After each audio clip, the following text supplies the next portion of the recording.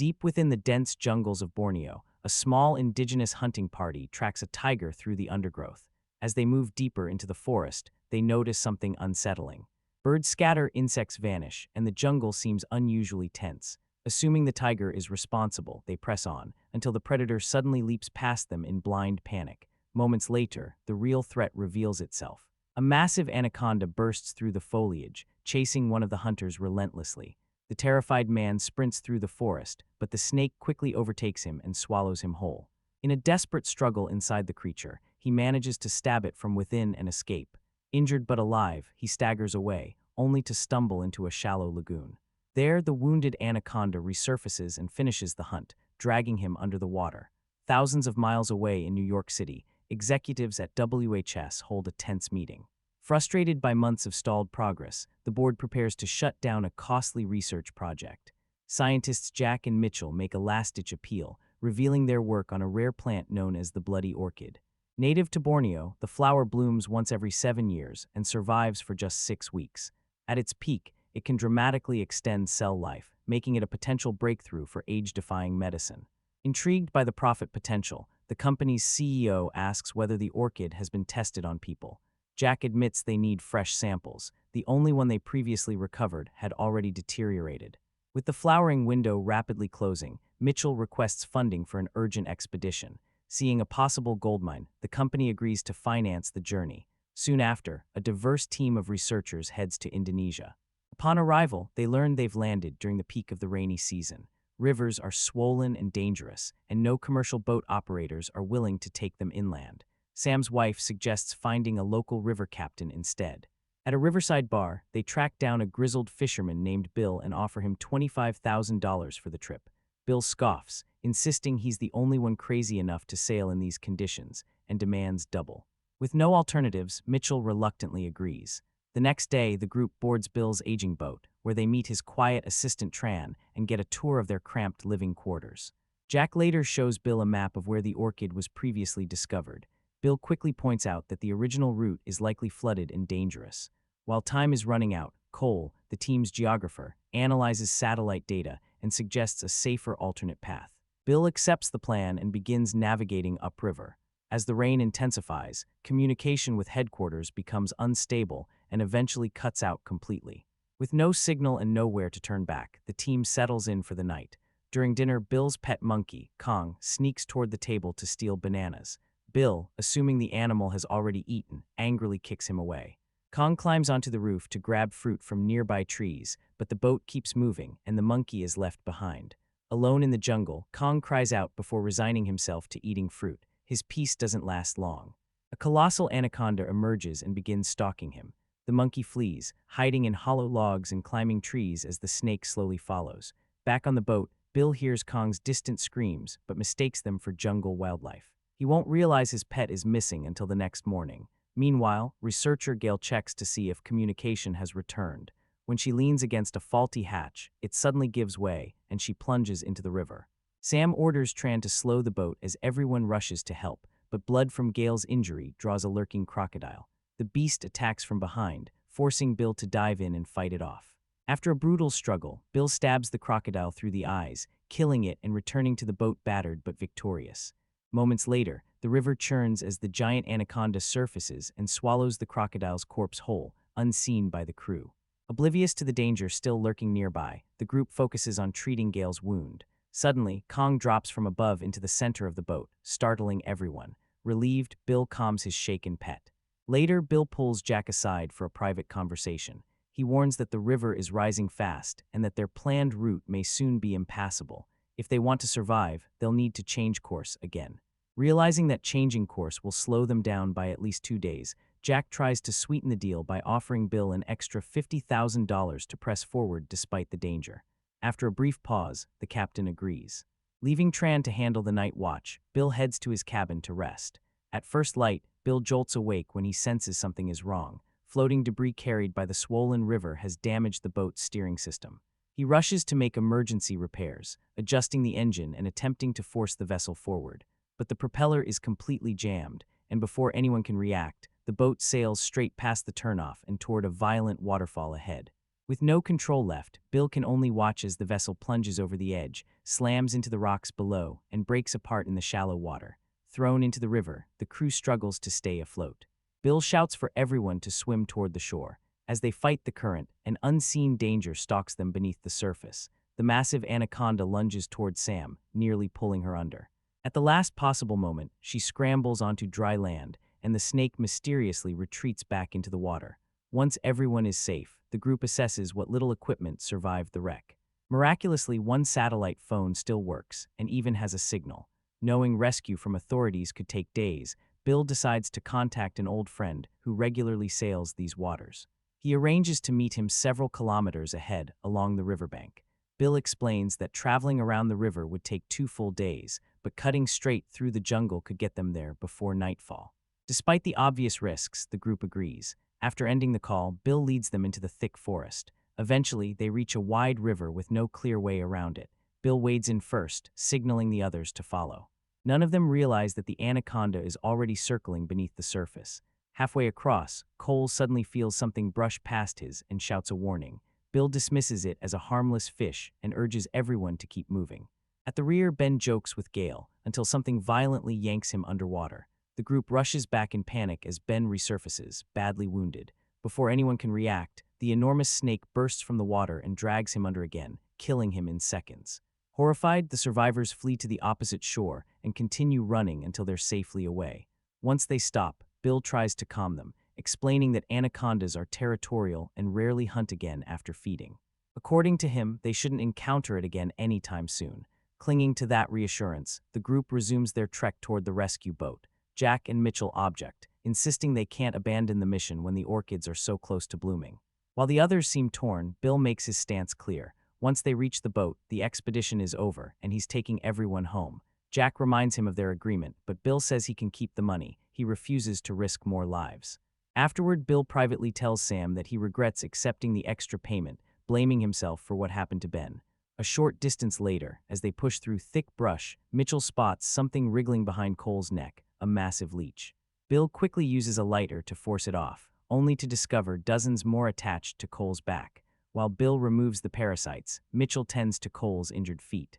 As Mitchell reaches for his boot, Tran stops him and warns that a deadly stone spider is hiding inside. Jack, fascinated, carefully traps the creature in a jar, already thinking about its potential scientific value. Elsewhere, Bill's friend sails toward the meeting point when something slams into his boat, knocking over his drink. Assuming it's debris, he slows down to investigate. Instead, another giant anaconda launches itself aboard, latching onto his leg. Despite desperately clinging to the wheel, he's dragged overboard and devoured. In the struggle, the engine reactivates, sending the unmanned boat crashing into the shore in a fiery explosion. From afar, the survivors see the flames and head toward the crash site. They find the boat destroyed and assume the man fell in drunk and drowned. Bill orders everyone to search the wreckage for supplies.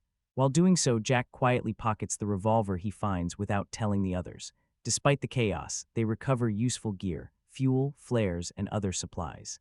Exhausted and shaken, the group finally sits down to rest, unaware that the jungle's dangers are far from over. While scouting the shoreline, Mitchell notices the remains of several fish scattered across the sand, torn apart in a way that doesn't look natural. Wondering what could have done it, he voices his concern. Tran immediately recognizes the signs and explains that the locals were responsible, meaning there must be a village nearby. If they can find it, they might be able to borrow a boat and finally make it back to civilization. With renewed purpose, the group pushes through the jungle once more. Before long, they stumble upon a horrifying sight. John's body lies near a tree, partially covered in vegetation. Bill quickly realizes what happened. The anaconda expelled him mid-digestion. This confirms his fear that there are multiple snakes roaming the area. He explains that if the animal regurgitated its prey, it's likely still hungry. Gale reminds him that he previously said anacondas are territorial. Bill agrees, but clarifies that the rules change during mating season. At that time, males travel long distances in search of a female, meaning the forest could be crawling with aggressive, starving predators. With time running out, the group presses on. Eventually, they reach the village, but instead of finding help, they're met with silence. The huts are abandoned, and the only sign of life is a dead anaconda lying in the center of the settlement, an indigenous man still trapped inside its body. It's clear the villagers fled in panic. At the dock, the survivors discover that every boat is gone. If they want to leave, they'll have to build something themselves. Using debris from the huts, the group begins constructing a crude raft. While the others work, Jack steps away to rinse his face and notices something unusual in a basin, an orchid clinging to the side. Instantly energized, he calls Sam over. The discovery leads them to a chilling realization. The orchid's life-extending properties are affecting the wildlife. The snakes aren't just surviving longer, they're growing larger and more dangerous. Jack is ecstatic, convinced this proves his theory. He pushes harder than ever to continue the mission and collect the flowers. This time, however, everyone pushes back, including Mitchell. When Sam reveals that Jack secretly offered Bill another $50,000 to stay in the flooded river, the group turns against him completely. Furious and isolated, Jack storms off, refusing to help finish the raft. By morning, the raft is complete. While the others secure it, Mitchell returns to the main hut to treat his injured foot. Searching for supplies, he opens Jack's pack and finds the jar containing the spider, but dismisses it as useless. Digging deeper, he uncovers John's revolver and a phone that still has power. Realizing Jack kept these secret, Mitchell tries calling for help, only for Jack to appear and demand they continue the orchid hunt. When Mitchell refuses, Jack snaps. He opens the jar and throws the spider onto Mitchell's arm, where it bites him instantly.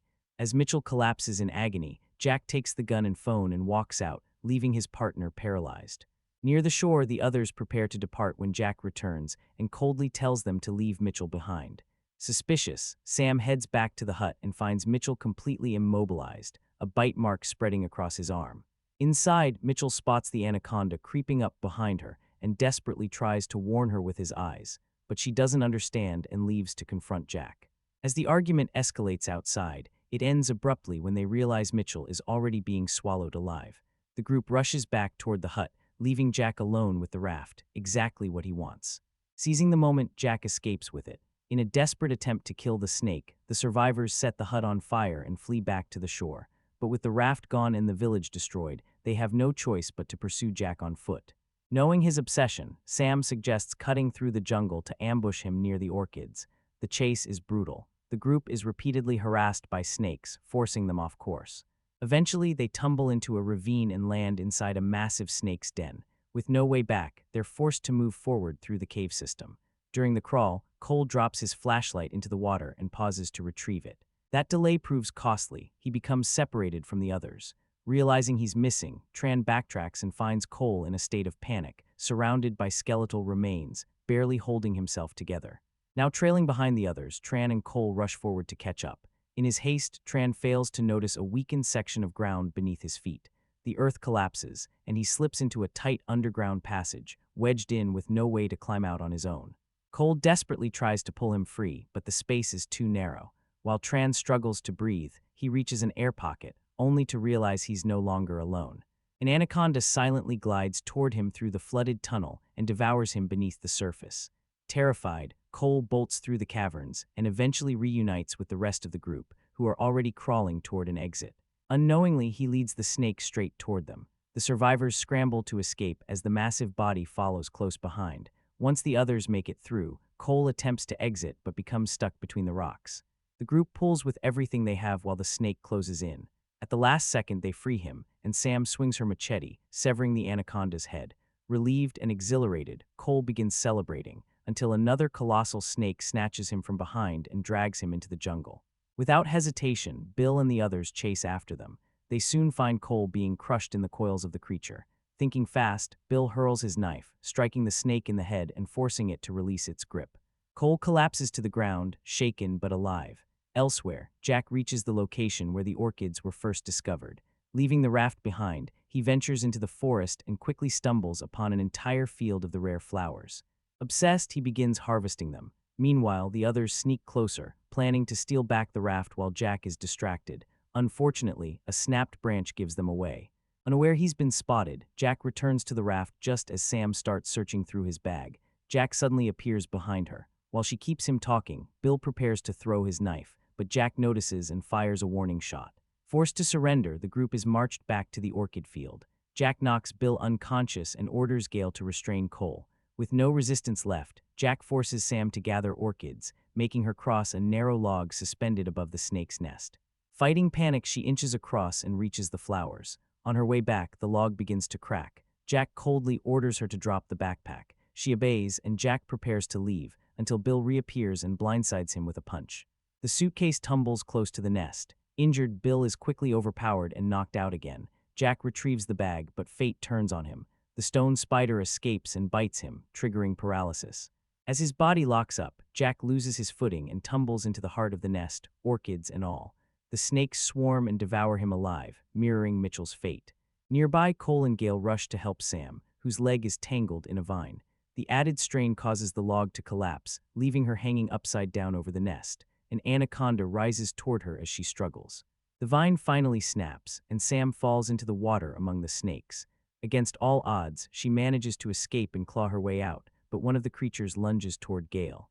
Gale douses it with a container of fuel, filling its mouth with gasoline. Bill grabs Jack's revolver and pulls the trigger, only to realize it's empty. Just when all hope seems lost, Cole fires a flare straight into the snake's mouth. Flames erupt instantly, and the burning creature crashes back into the nest, igniting the fuel and triggering a massive explosion.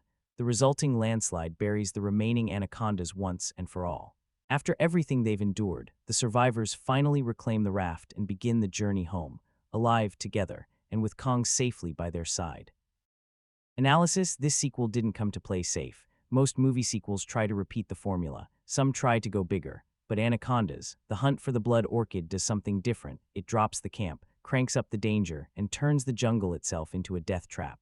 This isn't just another big snake movie. It's a survival story where nature is smarter, faster, and completely unforgiving.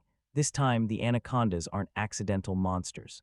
They're the result of human greed, fed, empowered, and unleashed by mankind's obsession with pushing limits it was never meant to cross. What makes this film stand out is escalation. The jungle closes in, the body count rises, and every mistake is punished immediately. There's no charming villain here, no witty relief, just people who realize, far too late, that they are no longer the hunters.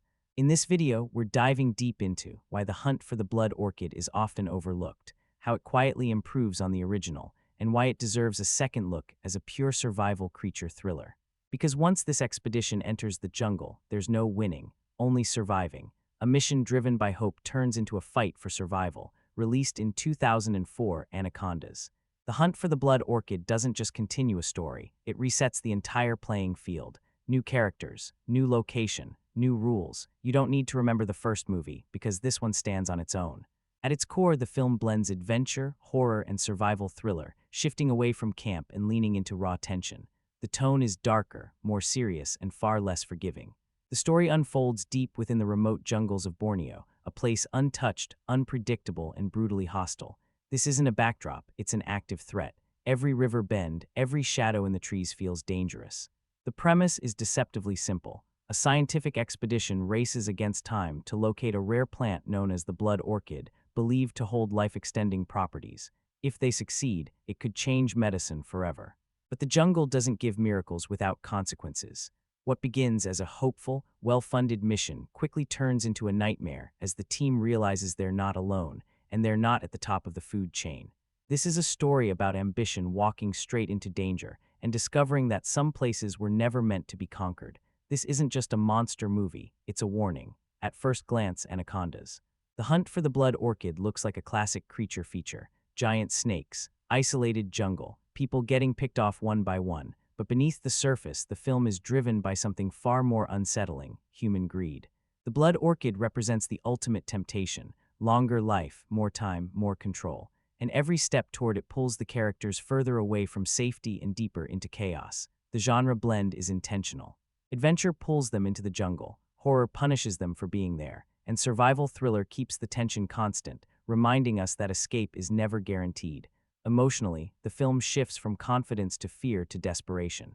Early optimism fades fast as teamwork breaks down and self-preservation takes over. Trust becomes fragile. Panic becomes contagious. This movie is made for viewers who enjoy high-stakes survival stories, where nature isn't just scenery, it's the enemy.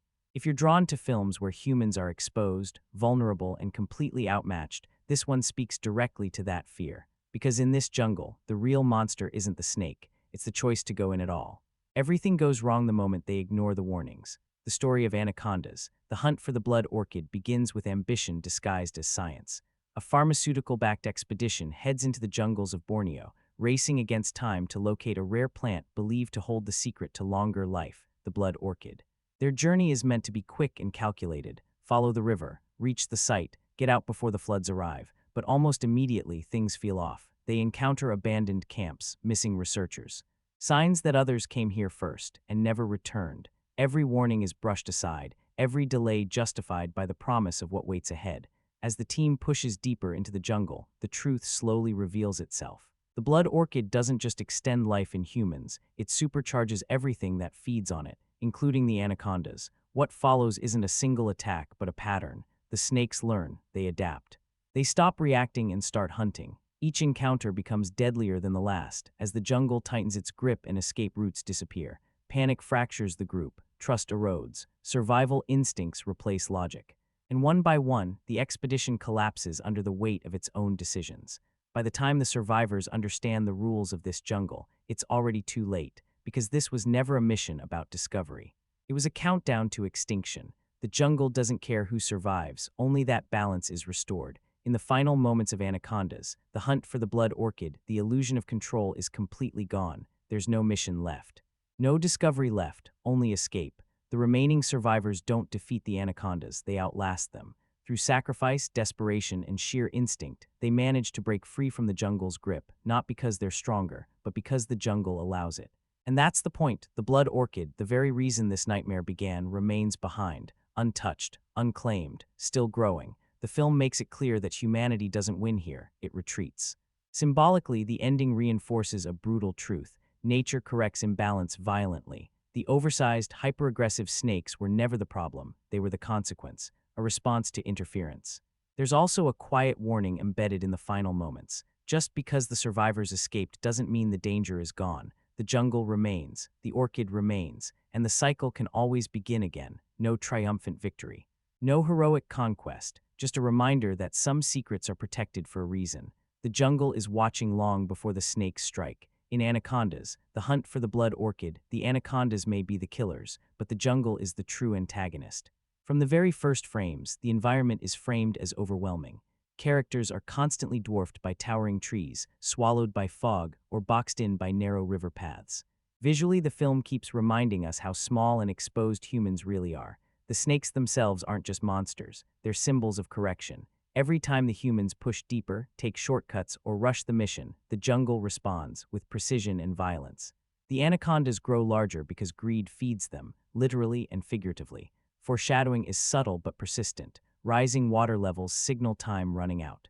Broken equipment hints at how human technology fails in natural territory. Even early dialogue about beating the flood quietly predicts the disaster to come. There's also a recurring visual pattern. Pathways closing, exits disappearing, options shrinking.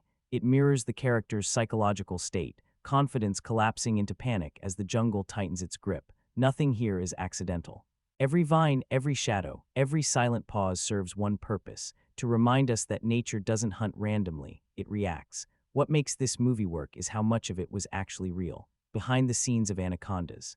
The hunt for the blood orchid, the production was almost as demanding as the story it tells.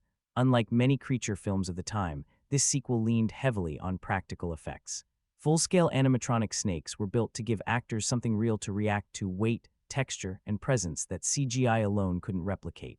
Digital effects were then layered on top to enhance movement and scale, not replace reality.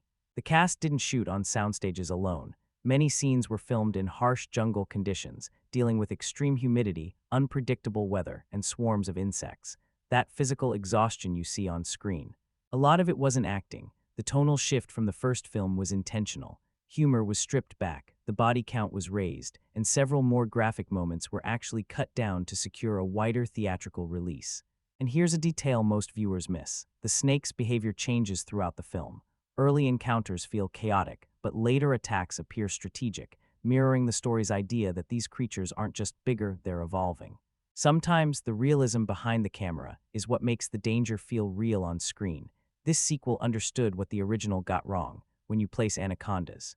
The hunt for the blood orchid next to Anaconda, 1997, the difference is immediate. The original leaned heavily into camp, star power, and exaggerated performances.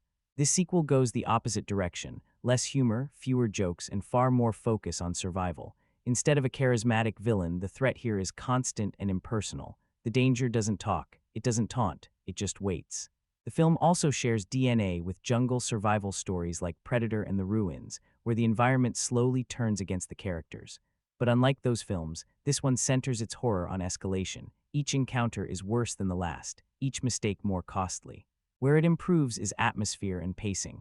The jungle feels alive, the tension builds steadily, and the snakes are treated as predators rather than spectacle. Where it falls short is character depth. You remember the danger more than the people. Still, among creature features, this sequel earns respect for one reason. It knows exactly what it is. No irony, no winks at the audience. Just a survival story where humans are clearly not the apex predators anymore. This movie failed with critics, but quietly won over audiences. When Anacondas, The Hunt for the Blood Orchid hit theaters, critics weren't impressed. Reviews dismissed it as another disposable monster sequel, predictable, shallow, and unnecessary in a genre already crowded with creature features. But audiences told a different story. Viewers who went in expecting camp were surprised by how serious and relentless the film actually was. Over time, many fans began calling it an improvement over the original, darker, tighter, and far more focused on survival. This split created a strange reputation. Critics moved on quickly, but late-night cable runs, DVD releases, and streaming gave the film a second life. It slowly built a cult following, especially among fans of jungle horror and creature thrillers. Today, it sits in that gray area, too grim to be fun trash, too straightforward to be prestige horror. And that's exactly why some people now argue it's underrated. It didn't try to redefine the genre, it tried to survive it. And sometimes that's enough. This isn't a great movie, but it is an honest one, Anacondas. The Hunt for the Blood Orchid knows exactly what it is and never pretends to be more. It's a survival-driven creature thriller that puts atmosphere and tension ahead of character depth or big-name performances. Its strengths are clear. The jungle setting feels oppressive and alive. The escalation of danger is steady and effective, and the anacondas are treated less like gimmicks and more like predators shaped by human interference. But the weaknesses are just as obvious. The characters are thin, the plot beats are familiar, and if you're looking for emotional depth or originality, this film won't deliver that, so who should watch it? If you enjoy jungle survival stories, creature features with real stakes, and films where humans are clearly outmatched, this one earns your time, especially if you dismissed it years ago and never looked back. This isn't a movie about conquering nature. It's about realizing, far too late, that you never stood a chance. And for what it sets out to do, this sequel gets the job done. REVIEWS, I'll admit up front. I was never a huge admirer of the original Anaconda, so my expectations for this sequel were pretty low. Surprisingly, Anacondas, The Hunt for the Blood Orchid turned out to be a step up in a few key areas. Yes, the storyline follows a very familiar path, and the script can feel shaky at times, but it also delivers some sharp one-liners and moments of humor that help keep things moving. The direction is a bit restrained and the pacing uneven, yet what really worked for me was the increased tension and the reduced reliance on over-the-top silliness. When the movie aims for suspense, it generally succeeds, and that made a noticeable difference. Visually, the jungle locations are impressive, giving the film a strong sense of atmosphere. The effects are serviceable, far from perfect, but acceptable for this kind of movie, even though the anacondas themselves don't appear as often as you might expect. The music also does a solid job of enhancing the mood. Performance-wise, I found the cast more tolerable this time around. The leads are competent and likable enough, and thankfully there's no distracting accent work dragging the film down. In the end, it's an entertaining but imperfect sequel that does more right than I expected. That said, I did enjoy the first Anaconda as a dumb but fun theater experience, so it was inevitable that I'd eventually check out this follow-up. Unfortunately, it still suffers from the classic sequel problem, diminishing returns. While the original had recognizable faces and at least one major star, this installment relies mostly on lesser-known actors filling very familiar roles: the tough guy, the comic relief, the attractive leads, and the predictable wildcard. There's even a character twist that you can see coming from miles away. The plot revolves around a scientific expedition searching for a rare plant that supposedly holds revolutionary medical potential.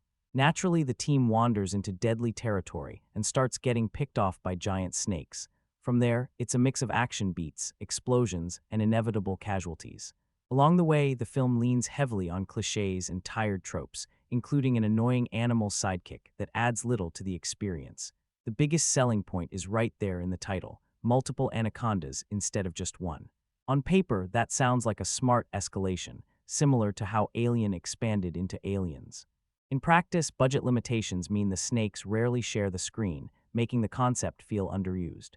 Even worse, the CGI somehow looks less convincing than the effects in the first movie, despite the years between productions. Because of that, the death scenes feel repetitive and uninspired, with characters mostly being dragged away or pulled underwater. The toned-down rating also keeps everything fairly tame, which makes the movie feel more like a lightweight adventure than a proper creature feature. I usually enjoy jungle survival films, but this one often feels like busywork rather than excitement. At its core, this is a classic B-movie, silly, predictable, and occasionally fun if you don't take it too seriously. There's no real connection to the original beyond the presence of man-eating snakes, and even that gimmick is stretched thin. The characters are mostly forgettable, the scares are minimal, and the visual effects don't hold up well. Still, if you're in the mood for mindless monster entertainment and can overlook its flaws, you might get some enjoyment out of it. I went into Anacondas, the hunt for the blood orchid, with very modest expectations, especially after seeing its low IMDb user score. Surprisingly, it turned out to be a pretty fun and engaging adventure. It leans heavily into action with a splash of humor, and a few moments genuinely made me laugh, particularly the scene where Cole jokingly compares Sam to Lorna Bobbitt after she decapitates one of the massive snakes. Sure, the movie checks off plenty of familiar B-movie tropes, and the plot rarely strays from predictable territory. Still, the final stretch offers a couple of unexpected beats that made the ride more enjoyable than I anticipated.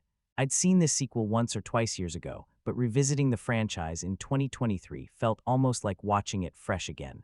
Aside from remembering the infamous orchid, most of the story had faded from memory, which worked in the film's favor. The screenplay follows a straightforward survival adventure structure, clearly inspired by the 1997 original. Compared to that film, this installment moves at a quicker pace and focuses more on non-stop action. While that makes it energetic, it also sacrifices some of the slow-burn tension that made the first movie more suspenseful. As a result, this sequel feels a bit lighter and less atmospheric, but still entertaining. If giant snake movies are your thing, there's no shortage of scaly screen time here. Director Dwight H. Little doesn't hold back, and the film delivers plenty of Anaconda encounters. Visually, the snakes look decent for an early 2000s production, and their frequent appearances help keep the momentum going. The cast, however, doesn't quite match the impact of the original film's ensemble. Performances are serviceable, but few stand out in a memorable way. That said, Morris Chestnut, Johnny Messner, and Matthew Marston were familiar faces that helped anchor the story. Messner, in particular, brings a tough guy energy to his role as the river guide, delivering some unintentionally funny one-liners, including a blunt comment about his boat that perfectly captures the film's pulpy tone. The story itself is delightfully absurd. It opens with a native in Borneo narrowly escaping one deadly predator, only to fall victim to another, setting the tone for a jungle where nature is very much out of control. A team of scientists soon arrives, searching for the mythical blood orchid, a rare plant rumored to possess life-extending properties. The catch, it blooms for only a short window every few years, and they're racing against time. Their journey upriver during the rainy season quickly turns chaotic. Overpriced guides, dangerous shortcuts, waterfalls, and a boat wreck that somehow leaves everyone alive, and even their communication device still working. From there, the group treks through the jungle, where members are picked off by unnaturally aggressive anacondas, equipped with far more teeth than biology would suggest. As if that weren't enough, a planned rescue goes up in flames, literally, forcing the survivors to seek help from a local tribe, only to discover the snakes got there first. With mating season in full swing and corporate greed pushing the mission forward, it's obvious things won't end well for everyone involved. Yes, the plot has holes you could drive the boat through, and logic often takes a backseat to spectacle. But that's kind of the point. The scenery is lush, the danger is constant, and the film embraces its over-the-top nature without apology. The acting ranges from decent to forgettable, but for a creature feature sequel, it gets the job done. All things considered, Anacondas, The Hunt for the Blood Orchid isn't a great movie, but it is a watchable and sometimes surprisingly fun one. If you're in the mood for jungle chaos, giant snakes, and unapologetic B-movie energy, this delivers. The film drops viewers straight into a deadly jungle nightmare where enormous anacondas relentlessly hunt their victims. As the expedition spirals into chaos, the group is forced into a brutal struggle for survival against one of nature's most terrifying predators. Every snake encounter delivers genuine tension, packing the movie with sharp jolts of fear whenever these massive creatures strike. Visually, the film is a standout.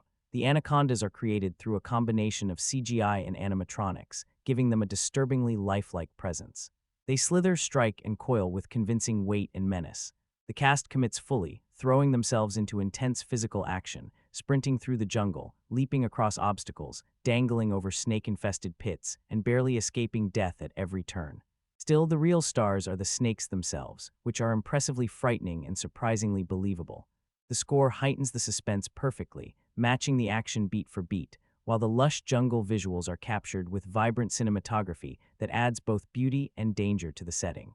Direction is handled with a steady hand, keeping the pacing tight and the action consistently engaging. Fans of earlier giant snake thrillers will find plenty to enjoy here. While it's not suitable for younger viewers due to graphic and violent attack scenes, genre enthusiasts will appreciate the relentless intensity. If you enjoyed creature features like snakes on a plane, this one delivers similar thrills, just with a jungle survival twist. The story revolves around a scientific expedition racing against time to locate a rare jungle flower believed to possess powerful life-extending properties. Because it blooms only once every 7 years, the team faces enormous pressure to reach it before the narrow window closes. Their journey down dangerous rivers leads them straight into the territory of massive anacondas gathered for mating season, an extremely bad place to be. As the mission unravels, alliances fracture, desperation rises, and greed pushes certain characters to take reckless risks. The film sprinkles in pseudoscientific elements, some grounded, others clearly exaggerated for dramatic effect, but they serve to keep the tension high rather than distract. Along the way, unexpected moments of dark humor break the tension, especially during one unforgettable rescue scene that quickly becomes a standout moment. One surprising highlight is an uncredited supporting character who steals scenes through expressive reactions and perfectly timed moments, proving that sometimes the most memorable performances come from unexpected places. Overall, while critics may question whether this franchise needed another installment, the movie remains an entertaining jungle thriller, packed with action, suspense, and monstrous spectacle. It's not reinventing the genre, but it knows exactly what it is and delivers fast-paced, creature-driven fun for fans of survival horror and adventure cinema. This sequel sends a group of scientists deep into the jungles of Borneo on a risky mission funded by a pharmaceutical company. Their goal is the legendary blood orchid, a rare plant rumored to contain properties that could dramatically extend human life. The team travels upriver by boat, but a violent accident leaves them marooned in hostile terrain, surrounded by natural dangers, and eventually, massive anacondas. As tensions rise, it becomes clear that not everyone on the expedition is motivated by science. Jack, one of the group's leaders, gradually reveals how far he's willing to go to claim the orchid for himself. His obsession spirals into outright betrayal when he steals the raft the survivors hoped would lead them back to safety. Forced to chase him through the jungle, Sam, Bill, Gale Stern, and Cole Burris push onward despite exhaustion, fear, and the ever-present threat of predators. The climax delivers peak jungle chaos. Jack ultimately reaches the blood orchid, but his victory is short-lived. He plunges into a pit filled with anacondas. A flare ignites a nearby fuel container, turning the snake nest into a fiery death trap. The remaining survivors escape at last, drifting away on the reclaimed raft as the jungle claims what's left behind. The cast includes Nicholas Gonzalez as Dr. Ben Douglas and Andy Anderson as John Livingston, while Johnny Messner leans hard into Jack's descent into madness. His unhinged performance is arguably the most entertaining part of the movie, as his desperation becomes increasingly wild and reckless. Unfortunately, the film seems far more fascinated with the flower and the human greed surrounding it than with the snakes themselves, which appear surprisingly infrequently for a creature feature. As a follow-up, the movie lacks the name recognition of the original. Morris Chestnut is the most recognizable face, and while that's not nothing, the rest of the cast is largely made up of familiar, that guy actors. Still, the director understands exactly what kind of movie this is supposed to be: loud, silly, and unapologetically dumb fun. The action is exaggerated, the horror is broad, and the characters are unapologetic stereotypes: the gruff action hero, the fearless sidekick, the glamorous scientist, the sassy team member, the slimy villain, and the shrieking comic relief. There's even a cute capuchin monkey thrown in for good measure. Visually, the jungle setting does a lot of heavy lifting. The lush environment gives the film a sense of scale and atmosphere, even when the CGI anacondas themselves don't fully convince. Thankfully, the creatures are often hidden in darkness or water, which helps mask their limitations. The danger doesn't come solely from snakes either. Crocodiles, treacherous rivers, parasitic leeches, venomous insects, and human treachery all pile on the misery. That said, this isn't a movie that rewards close scrutiny. It requires the audience to ignore inconvenient facts, like the idea that anacondas don't actually live in Borneo, and just go along for the ride. If you can shut your brain off, you may find some enjoyment in the chaos. If not, the experience can feel repetitive and dull. Despite claims from some fans that the film is criminally underrated, that feels like a stretch. It's a late sequel that closely mirrors the original almost beat for beat, swapping out characters while repeating the same basic structure. The plot is thin, the writing is simplistic, and the characters feel like they walked straight out of a checklist. By the time the credits roll, it's hard to remember much beyond giant snakes attack people in a jungle, which says a lot. In the end, this is a disposable jungle adventure that aims for popcorn thrills and occasionally lands them, but just as often misses. It's no surprise the film earned a Razzie nomination for Worst Sequel or Remake. Adequate at best, forgettable at worst. The expedition kicks off with a group of researchers hiring a swaggering river guide who clearly thinks he's the second coming of Crocodile Dundee. That confidence doesn't last long. Before anyone can blink, the boat plunges over a waterfall, dumping the entire crew into an unforgiving jungle with no easy way out. Things go from bad to worse when they discover they're not dealing with a single oversized snake, but an entire nest of them, thanks to mating season, when these supposedly territorial monsters suddenly forget the rulebook and start swarming. Anacondas, The Hunt for the Blood Orchid is, frankly, a pretty stupid movie, but not a dull one. The most amusing part is watching the cast struggle to treat the material with absolute seriousness, as if they're starring in a prestige creature epic. The film would have benefited greatly from leaning into its B-movie roots, embracing excess and shameless overacting the way Jon Voight famously did in the original Anaconda. Instead, everyone plays it straight, and it feels oddly pretentious for a movie about man-eating snakes. The horror elements never really land. Being swallowed whole by a giant snake is nightmare fuel, yet the film barely taps into that fear. If suspense wasn't the priority, the attacks could at least have been nastier or more gleefully ridiculous, but they're surprisingly restrained. There's no real sleaze, no memorable shock value, and the characters are stacked with tired stereotypes that quickly wear thin. Add in some rough CGI that already looks dated, and you've got something that flirts with epic fail territory. Rewatching the film recently, it's clear that the premise still has potential. A team of scientists and corporate reps trek into the jungle to find a rare orchid believed to extend life, only to realize that greed and infighting may be just as dangerous as the wildlife. Unfortunately, the execution is messy. The casting feels mismatched, the dialogue is clunky, and the visual effects sometimes resemble a mid-2000s video game cutscene awkwardly dropped into the movie. And yet, it's still fun. Despite lacking standout performances and despite never matching the unhinged energy of the first film, there's something undeniably entertaining here. The snakes are the real stars. They look imposing, move with weight, and deliver a few genuinely enjoyable set pieces. The swamp encounter, the hut attack, and the fiery chaos near the finale all offer moments of pulpy creature feature joy. The adventure-heavy first half, with jungle treks and waterfall mishaps, is also entertaining, even if it delays the snake action a bit too long. In the end, Anacondas. The Hunt for the Blood Orchid is a deeply flawed sequel that doesn't pretend to be good cinema, but if you accept it as loud, silly monster fun, it delivers enough thrills to justify the ride. The series may go downhill after this, but at least here, the snakes still get a proper meal instead of settling for crumbs. Snake Clapper, this film ultimately suffers from a serious imbalance in how it uses its core concept. The very creatures that are meant to be the main attraction appear so rarely that by the time the movie reaches its final stretch, events rush by in a chaotic blur. The climax feels less like a payoff and more like an afterthought to what often seems like a different story altogether, one focused more on the risks of chasing a mythical flower than on the monstrous threats promised by the title. Compounding the issue is a first half packed with filler scenes that exist mainly to stretch the runtime. Extended flirtation between characters and prolonged animal antics slow the pacing even further, leaving even less room for meaningful suspense. Adding to this is the noticeably weak CGI used for the snakes, which never quite sells their presence as believable or intimidating, and ultimately drags the film down. The story opens in a corporate boardroom, where executive Gordon Mitchell, played by Morris Chestnut, struggles to convince skeptical investors to continue backing his passion project. With no tangible results to show, the funding seems doomed, until Mitchell unveils a startling revelation. Deep within the jungles of Borneo grows a legendary plant known as the blood orchid, a rare flower rumored to dramatically extend human life. This revelation instantly shifts the mood, and the sponsors greenlight an urgent expedition to retrieve it. The mission, however, is far from simple. The orchid grows in a remote region that becomes nearly inaccessible during the rainy season, making transportation along the river extremely dangerous. After some difficulty, the team assembles a small crew and secures a guide willing to take them upriver. What they fail to anticipate is that the jungle is home to enormous anacondas, far larger and far hungrier than anyone expects, standing directly between them and their miraculous discovery.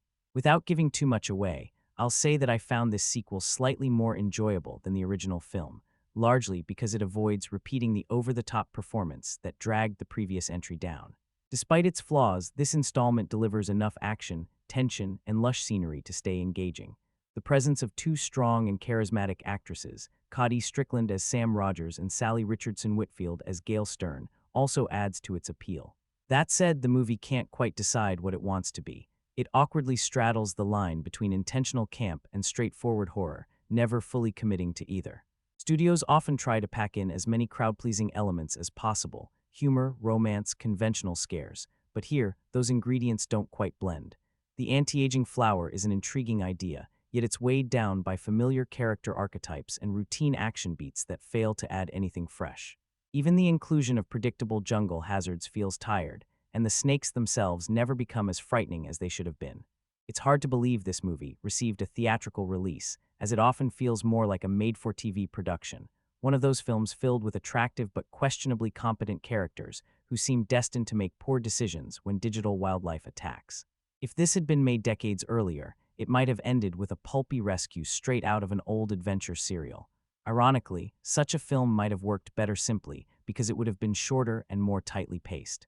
In the end, not much happens during the first half beyond setup. We know from the title that danger is coming, yet the film relies on predictable fake-out scares that rarely land. When the snakes finally do take center stage, it feels a little too late.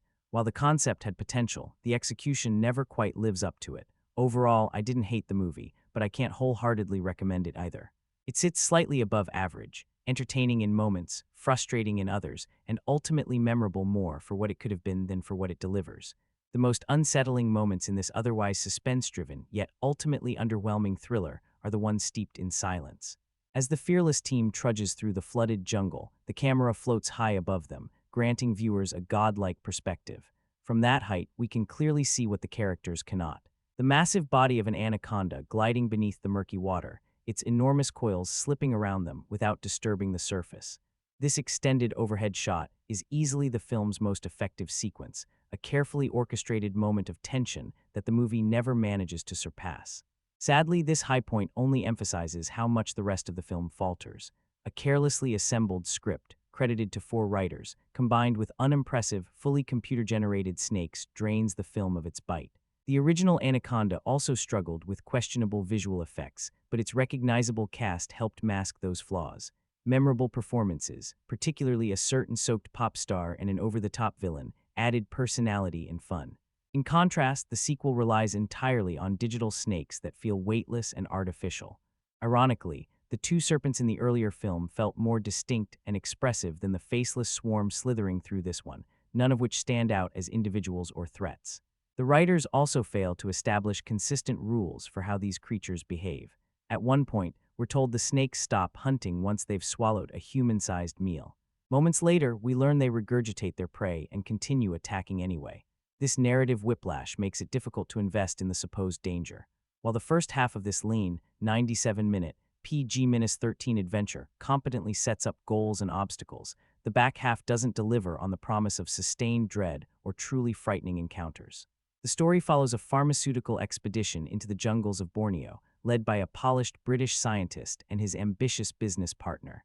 Their mission: recover a rare flower known as the blood orchid, believed to hold the key to an age-defying drug. Corporate enthusiasm skyrockets when it's predicted to outperform even the most lucrative miracle medications. The catch, of course, is that the flower blooms only once every 7 years, and the team arrives just in time during its brief flowering window. Once in Borneo, relentless rain complicates everything. Local guides refuse to help, forcing the group to hire an American drifter with a barely seaworthy barge, provided they can meet his steep asking price. His battered boat looks like it belongs in an old-school adventure film, and the river journey delivers the movie's most energetic action scene when a crocodile attacks one of the passengers. The ensuing scuffle with the reptile is far more gripping than any of the snake encounters that follow. A dramatic waterfall accident gives the director another opportunity for spectacle, though once again, the environmental hazards prove more exciting than the film's supposed main attraction. Throughout it all, the anacondas lurk nearby, waiting. Stranded, unarmed, and with survival odds dwindling, the group pushes forward, only to discover that the snakes have been feeding on the blood orchid themselves, which conveniently explains their exaggerated size and aggression. Of course, this premise collapses under even mild scrutiny. Anacondas don't inhabit Borneo. The region is home to pythons instead. The filmmakers take generous creative liberties with both geography and biology, resulting in a creature feature that feels half-baked. As internal conflicts fracture the group in the second half, the focus shifts to escape rather than discovery, but the snakes never feel genuinely threatening.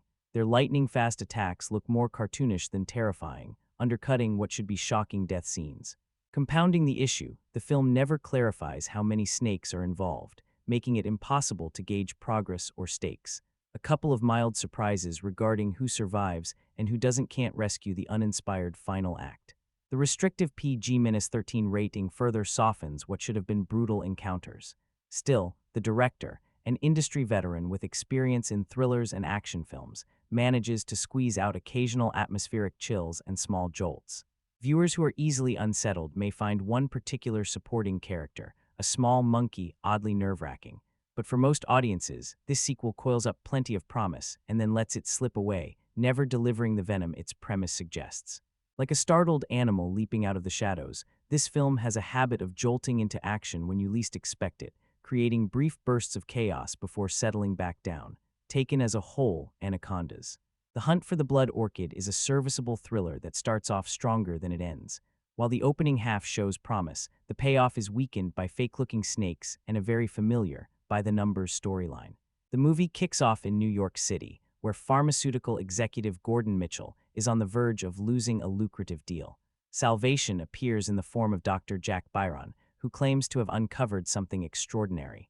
A rare substance derived from the elusive blood orchid. According to Byron, this plant may hold the key to extending human life. The catch: the orchid grows only in the jungles of Borneo, blooms once every 7 years, and remains viable for just 2 weeks. Naturally, corporate excitement takes over, and an expedition is rushed into motion. Because it's the middle of monsoon season, no sensible river captain will take the job. That leaves the team with little choice but to hire rough-around-the-edges Captain Bill Johnson and his associate Trey, who operate a barely reliable boat. Along for the ride are Mitchell, Byron, lab assistant Sam Rogers, company liaison Gail Stern, team Dr. Ben Douglas, and resident tech nerd Cole Burris.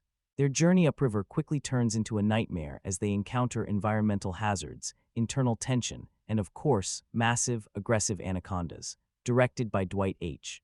Little, this sequel to Anaconda, 1997, is undeniably an improvement over its predecessor, though that isn't saying much. The screenplay feels like a recycled monster movie template. A mismatched group stranded in hostile territory, expendable characters picked off one by one, and survivors eventually overcoming the creature. Anyone familiar with the original film will find very few surprises here, as cliches and stock character types dominate the narrative. The script raises plenty of questions that are best not overthought, like why helicopters aren't used at all, despite being faster and safer. Some plot elements stretch credibility well past breaking point, and the film plays fast and loose with biology and geography. The so-called scientific explanations are mostly nonsense, and the idea of anacondas thriving in Borneo is simply incorrect. Still, the movie moves at a decent pace, and if you keep expectations low, it can be a mildly entertaining way to kill about an hour and a half. Little's direction is competent but uninspired. Don't expect many genuine scares or shocking moments. The film leans more toward jungle adventure than horror, with the giant snakes sometimes feeling like a secondary concern rather than the main attraction.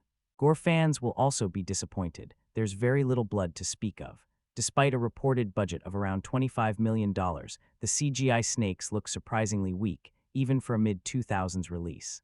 Filmed in Fiji and New Zealand, the scenery is lush but repetitive, with endless green jungle eventually becoming visually dull. Performances are uneven. Johnny Messner's tough guy delivery feels forced. Eugene Baid's character is grating beyond belief, and the fact that he survives, let alone saves the day, feels like an extra insult. All things considered, Anacondas, The Hunt for the Blood Orchid is a passable sequel if you approach it with tempered expectations.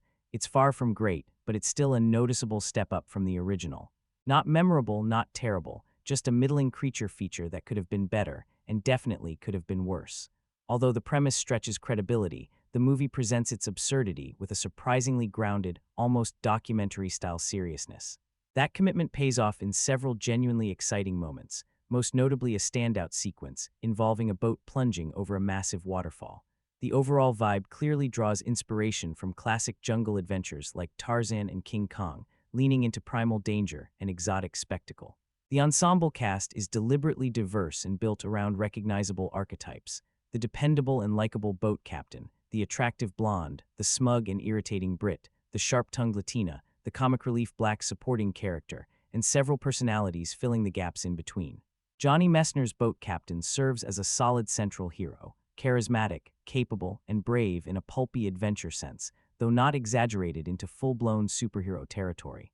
For roughly the first hour, the film moves along at a brisk and entertaining pace. Unfortunately, that momentum fades as it approaches the final act. The last half hour is set almost entirely at night in heavy rain, making the action murky and visually confusing. On top of that, certain character decisions start to feel forced, as if the script needs them to behave foolishly just to keep the plot moving. Hardly a rare issue in this genre, but noticeable nonetheless. One minor disappointment is how little use the film makes of its two strongest female performers, KaDe Strickland and Sally Richardson Whitfield. This isn't a complaint about cheap exploitation. Rather, the camera simply doesn't do much to highlight their presence or fully capitalize on their screen appeal, something that was also an issue with Jennifer Lopez in the original Anaconda. Bottom line: if you're craving a jungle survival adventure in the spirit of Tarzan, King Kong, Rambo, or even Apocalypse Now, this sequel delivers enough thrills to satisfy. It doesn't quite match the original Anaconda, largely because it lacks that film's slow-burning tension and a villain as memorably slimy as Jon Voight's Snake Hunter.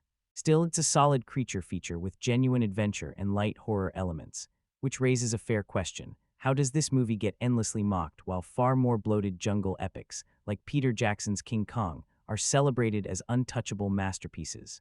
That said, make no mistake, this is unapologetically a B-movie. From the opening scenes, which barely justify why anyone would willingly venture into one of the most dangerous jungles on Earth, it's clear the film is aimed squarely at fans of pulpy creature flicks. Ironically, the explanation for the oversized snakes is one of the more plausible elements, though by that point, expectations may already be low enough for logic to sneak by unnoticed. The script is packed wall-to-wall with cliches, to the point where it feels like it was assembled by checking boxes rather than writing scenes. Predictability reigns supreme, and the characters are so thinly sketched that the easiest way to tell them apart is by identifying which annoying habit they've been assigned. When certain people inevitably get attacked, the reaction is often relief rather than shock. Jump scares are used liberally, and the dialogue ranges from awkward to outright painful. The expedition team feels like a checklist of stereotypes: a knockoff Cameron Diaz type, a handful of token black characters, some vaguely resembling famous actors, and an Americanized Crocodile Dundee stand-in.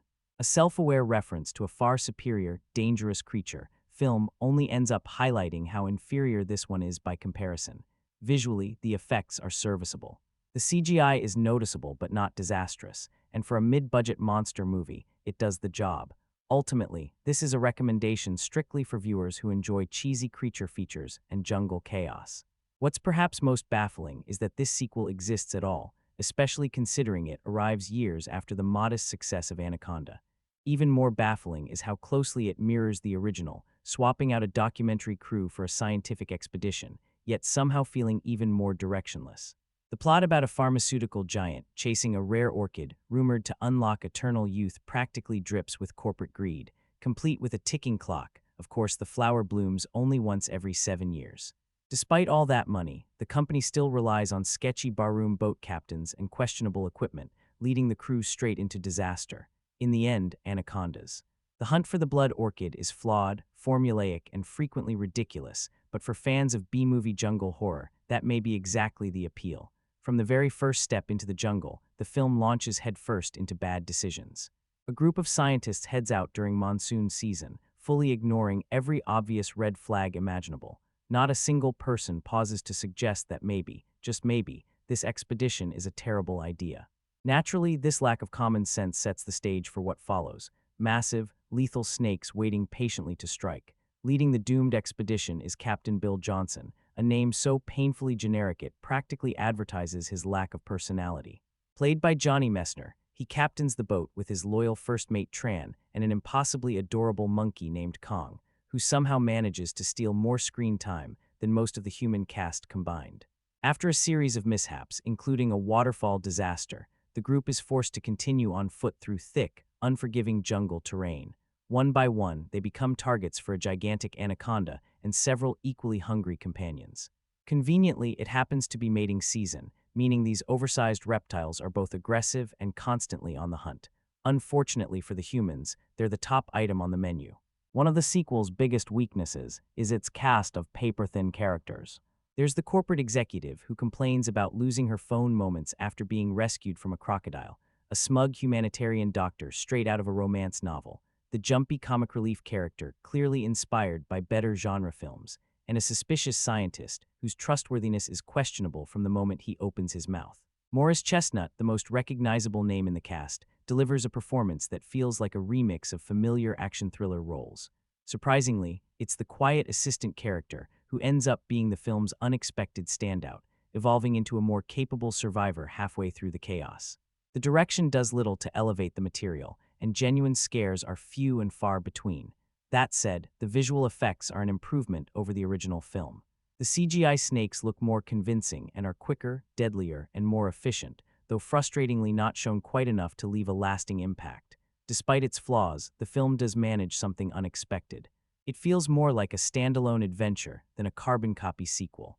The story centers on the hunt for the rare blood orchid, a plant rumored to contain life-extending properties. Since the flower blooms for only a short window every several years, the expedition quickly turns into a race against time. This ticking clock adds tension and keeps the narrative moving at a brisk pace. The jungle setting is a major plus. Lush scenery, muddy trails, and relentless rain give the movie a strong sense of atmosphere. The adventure and survival elements are easily the most enjoyable aspects, and the pacing is noticeably faster than the original film. While the characters are mostly familiar archetypes, the heroes, the morally gray figures, the villains, and the comic relief, they work well enough for a creature feature like this. At the end of the day, this movie isn't aiming for greatness, and it knows it. It's loud, silly, fast-moving fun with giant snakes, jungle peril, and just enough suspense to keep you watching. If you go in expecting a smart, prestige horror film, you're missing the point. But if you're looking for a pulpy jungle adventure packed with action, monsters, and escapist thrills, it delivers exactly what it promises. It may not be brilliant, but it is entertaining, and sometimes that's more than enough. At its core, this movie isn't really pretending to be anything more than what it is, a creature feature where people get swallowed by massive, angry snakes. The oversized anacondas are brought to life through CGI, and while the effects are serviceable, they're never truly jaw-dropping.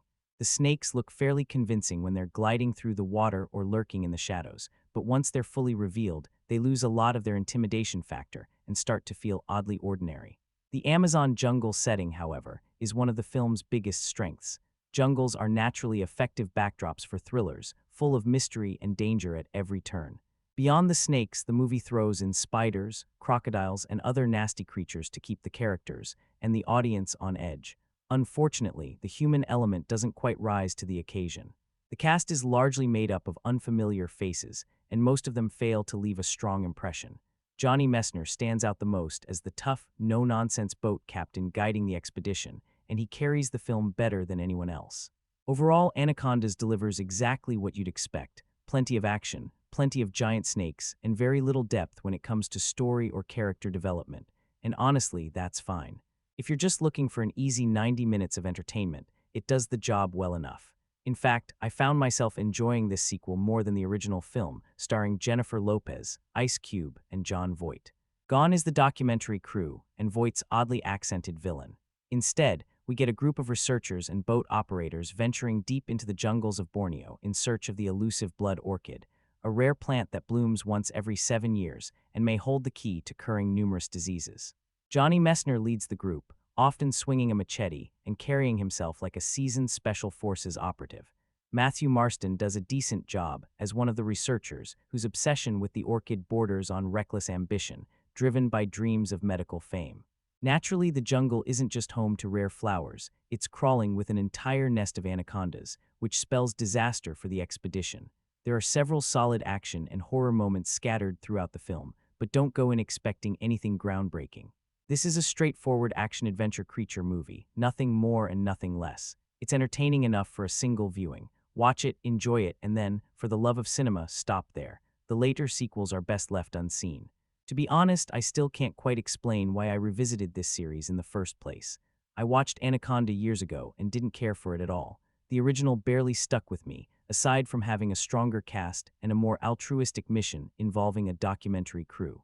Anacondas, which features none of the original actors, aside from a passing reference to a previous crew being eaten by snakes, shifts the expedition's purpose toward something far less noble. This time, the motivation revolves around profit and longevity. The blood orchid can supposedly produce a substance that extends human life, turning the story into a subtle critique of corporate greed, particularly within the pharmaceutical world. While there are plenty of snake attacks, and the CGI is passable, the downtime between these moments isn't especially engaging. There is, however, a small bright spot in the form of a monkey, whose survival becomes oddly important to root for. In the end, my reaction mirrors how I felt about the first film. It's a silly movie, mildly suspenseful, occasionally entertaining, but ultimately forgettable. Years ago, I described the characters in Anaconda as one-dimensional. At least those characters had a dimension. Here, the cast feels flat and unremarkable. Chances are, by tomorrow, this movie will have completely slipped my mind. The film does manage to generate tension early on, though it begins to drag as it approaches the finale. The plot centers on a scientific corporation's interest in the blood orchid, rumored to contain the secret to eternal youth. Bill Johnson, Johnny Messner, is hired to captain the boat, alongside Dr. Jack Byron, Matthew Marston, and a mixed group of researchers. Their journey through the jungle is filled with deadly wildlife, including massive snakes, vicious spiders, and other hazards. One standout sequence involves their boat plunging over a waterfall, followed by the eerie discovery of where the wreckage and belongings resurface. Anacondas, the hunt for the blood orchid, takes a fairly weak concept, populates it with bland characters, but places everything inside a genuinely impressive setting. The film clearly has ambition, even if budgetary and writing limitations hold it back. Calling it completely incompetent would be unfair, but labeling it a truly worthy sequel would be just as much of a stretch. I've always been in the minority when it comes to the 1997 Anaconda. I actually enjoyed it. Ice Cube and Jennifer Lopez leading a cheesy creature feature. Count me in. I'll admit my bias up front. I've always had a soft spot for movies where nature turns hostile and humans are suddenly at the bottom of the food chain. It's an easy genre to stumble into, but surprisingly hard to execute well. Still, if a film leans into its campiness, has a few characters you don't outright despise, and sprinkles in some entertaining survival moments, I'm usually on board. Creature features have always been my thing, especially franchises like Tremors, though that's a rabbit hole for another day. This sequel shifts focus to a scientific expedition heading into the jungles of Borneo. Their goal is to locate the legendary blood orchid, a rare plant rumored to extend human life and potentially cure diseases. The team includes Jack, Ben, Gordon, Tran, Samantha, Gail, and Cole, all operating under the command of the ruthless and profit-driven Bill Johnson. Most of the group is reasonably competent, though Cole exists mainly to deliver loud, unnecessary commentary whenever possible. As expected, nothing goes smoothly. The jungle is drenched in endless rain, tempers flare, and because this is an Anaconda movie, a massive, man-eating snake makes its presence known. After one unfortunate team member becomes lunch, Bill confidently suggests that the snake should be satisfied, unless, of course, it's mating season. Spoiler alert, it is. Character depth isn't exactly this movie's strong suit. Most of the cast feels like rough sketches rather than fully formed people, thin archetypes held together by cliches and convenience. That said, while the characters are weak on paper, the actors themselves generally do what they can with the material. Where the film does shine is in its visual presentation. The cinematography is surprisingly lush and atmospheric. The jungle feels alive. You can almost hear the insects buzzing and feel the oppressive humidity through the screen. Much like the original film, there's a grimy realism to the environment that works in the movie's favor, even if it's not exactly pleasant. The scares, however, are fairly tame. While the original Anaconda managed a few memorable moments, this sequel plays it safer.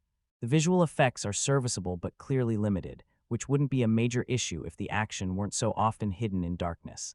Much of the movie takes place at night, resulting in murky, dimly lit scenes where it's hard to see what's happening, never a great choice for a creature feature.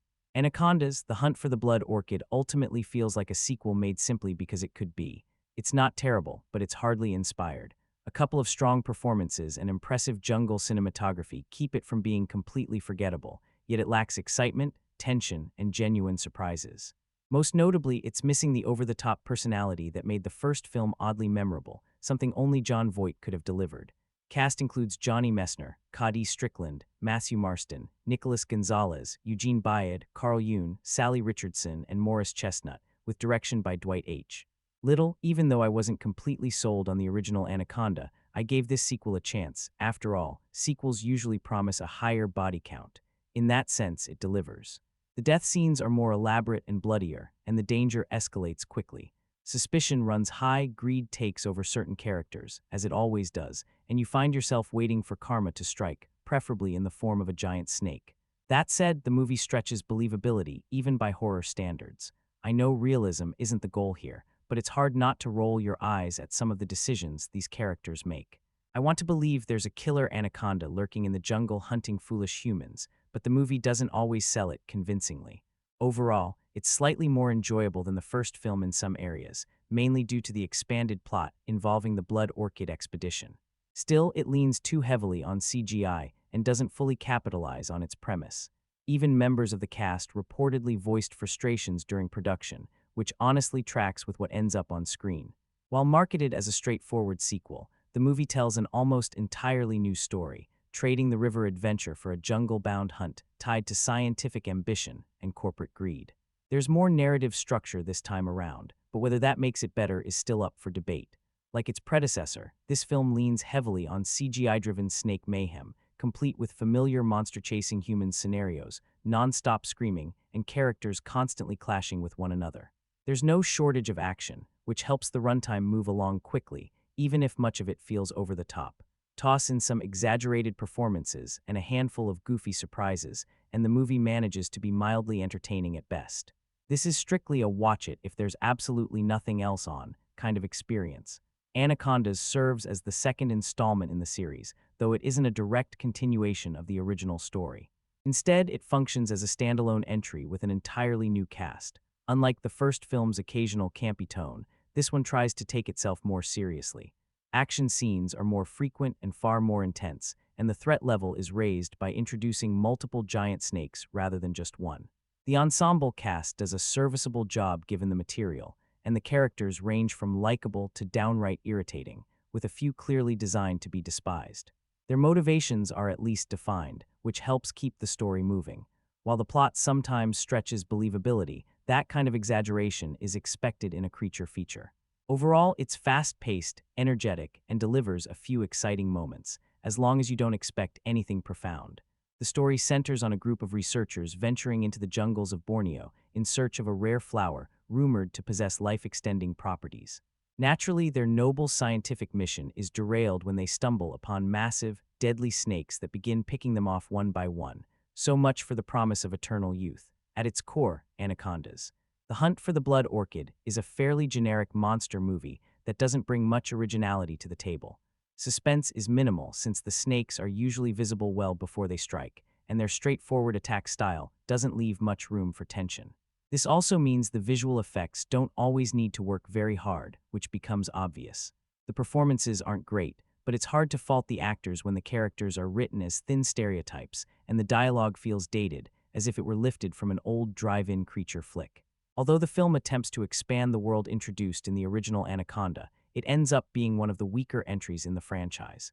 While it clearly exists in the same universe as the 1997 film, it lacks the grit, suspense, and grounded danger that made the original memorable. Instead, it relies too much on digital effects that often fail to convince, pulling viewers out of the moment whenever the snakes appear on-screen. The excessive use of CGI is easily the film's biggest flaw. The anacondas rarely look realistic enough to be intimidating, which drains the fear from scenes meant to be intense. Moments that should feel suspenseful instead come across as unintentionally silly. When the main threat doesn't work, everything else struggles to compensate. The cast delivers uneven performances, with a few actors managing to rise above the limitations of the script. Unfortunately, the writing doesn't give them much to work with. The tone shifts constantly, and the pacing feels uneven, jumping from one chaotic situation to the next without properly building tension. Instead of crafting suspense, the movie simply throws characters into danger and hopes the spectacle will carry the scene. The premise itself, searching for a rare plant with potential medical benefits, is actually intriguing. However, that idea gets buried under messy storytelling and inconsistent execution. What could have been a compelling adventure ends up feeling like a series of loosely connected events rather than a cohesive journey. The quest for the flower becomes more of a plot device than a meaningful narrative focus. Despite all of this, the movie isn't completely unwatchable. It's far from the worst sequel in the creature feature genre and offers a few moments of dumb fun. While it doesn't capture the tension or charm of the first film, it works as a low-effort watch if your expectations are set appropriately. It's forgettable, but not unbearable. In the end, Anacondas. The Hunt for the Blood Orchid is the kind of movie you'd only revisit if you're already thinking about the original and feel like exploring the rest of the franchise. It doesn't elevate the series or stand strongly on its own, but it can function as background entertainment if you're in the mood for jungle chaos and giant snakes, even if the thrills don't always hit. No one is going to walk away calling it a classic, but for some viewers, it may be just watchable enough. The movie may not be high art, but it delivers enough to justify its runtime. It's an entertaining 90 minutes that doesn't skimp on action, even if it leans heavily into camp. There's no denying this is a B-movie, but let's be honest, some B-movies eventually earn cult status. The performances tend to slip during the more dramatic moments, and a few scenes are unintentionally funny thanks to some less-than-stellar acting. Still, that charm is part of the experience.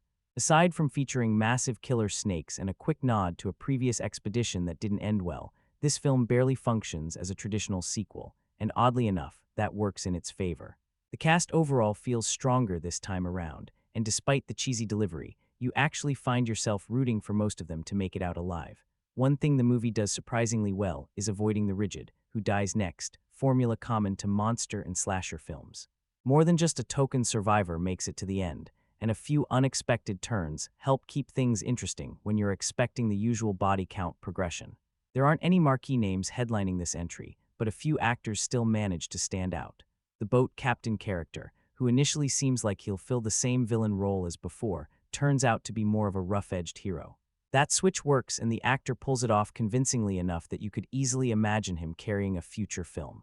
On the flip side, one of the main characters spends most of the movie panicking, screaming, running, complaining, and generally being a magnet for trouble. What might have been intended as comic relief quickly becomes grating and easily the most annoying performance in the film. The female lead is serviceable but underutilized. She's positioned as the emotional center and the focus of several characters' attention, yet no single actor truly emerges as the clear protagonist. The spotlight is spread thin, which isn't necessarily bad, but it does leave the movie without a strong anchor. Story-wise, the setup is solid enough. A research team heads deep into the jungle in search of a rare plant rumored to have life-extending properties. After an accident strands them in hostile territory, they find themselves being stalked by enormous snakes in the middle of mating season. One of the smarter touches is tying the snake's abnormal size and aggression directly to the plant itself, giving some internal logic to the threat, instead of leaving the creatures as purely absurd monsters. Interestingly, the snakes aren't always the main focus. Much of the film plays out more like a survival thriller, with the tension coming from the environment, the injuries, and the group dynamics as much as the creatures hunting them. No one gives a truly standout performance, but everyone does well enough to keep things moving. It's an average movie, but that's not a bad thing. It's exactly the kind of mindless action flick that works when you don't want to think too hard. Looking back, the original film was never a masterpiece either. It was silly creature feature fun, and harmless entertainment if you left your expectations at the door. Revisiting the franchise years later and diving into the sequels feels more like curiosity-driven binging than serious film study. This installment isn't the strongest introduction to that run, but given the premise, it easily could have been worse. The plot leans heavily on familiar tropes: a powerful corporation, a miracle plant with near-mythical properties, and a doomed jungle expedition. Everything unfolds exactly how you expect it to, which both hurts and helps the movie. Playing it safe strips away any chance of greatness, but it also keeps the film from being a total disaster. Budget limitations are obvious, especially when it comes to the visual effects, which are hit or miss at best. There's one recognizable actor in the cast, but even he isn't positioned as the main lead. At the end of the day, it's flawed, dumb, and predictable, but it's also a movie about a giant snake, so disappointment kind of comes with the territory if you walk in expecting more. There are a few genuinely nice shots, and the jungle setting does a lot of the heavy lifting. On the downside, the special effects frequently fall short, the supposed comic relief wears out its welcome fast, and the story sticks closely to well-worn genre cliches. A few takeaways: monkeys automatically improve any movie they're in, and whoever designed the snakes may not have spent much time studying real ones. The sequel mirrors the original so closely once the characters hit the jungle that it sometimes feels like a remix. Even character roles are swapped around. The shady captain becomes the hardened hero, the cast looks suspiciously familiar in type, and certain scenes feel lifted straight from the earlier film, right down to wading through snake-infested water. The movie also expects you to accept that a snake the length of a building can move with the speed and agility of a big cat, and oddly enough, no one seems particularly shocked by this. The creature itself is more silly than scary, though the villainous presence added by the human antagonist does help balance things out. Overall, it's not great, but it's watchable.